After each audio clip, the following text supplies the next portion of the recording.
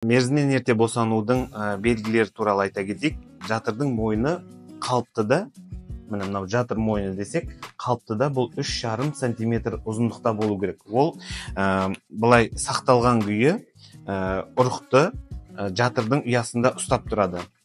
Ол қалыптыда 3,5 сантиметр. Былай жатыр мойны дуалдары бір-біріне жабысқан күйі 3,5 сантиметрді құрайды. Енді мерзімнен ерте босану басталудың белгісінде анықтауға болатын жағдай ретінде жатыр мойнының у тәрізді қысқаруын айтамыз. Ол кезде жатырдың формасы у тәрізді, мынау төңкерілген у тәрізді болады.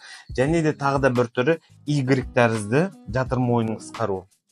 Егерде зерттеулер бойынша, егерде сіздің жатыр мойныңыздың қысқалығы, допустим, 1,7 сантиметрге жетсе, мүмкін сізде жақын 10 күндікте, жақын 1 айлықта босану қаупі бар деген сөз. Ал егерде ол жаңағыдай жатыр мойныңыздың ұзындығы 0,5-0,8 болса, ол жақын 2-3 күн немесе 1 аптаның ішінде босану қаупі бар деген сөз. Сондықтан мерзімнен ерте босануды егер босанады деген күмәніңіз болса, онда УЗИге барасыз. Трансвагинальный деген УЗИ арқылы жатыр мойнының ұзындығын өлшетесіз. Сол кезде жатыр мойнының ұзындығы және формасына қарай мерзімнен ерте босану қаупі бар ма анық болады.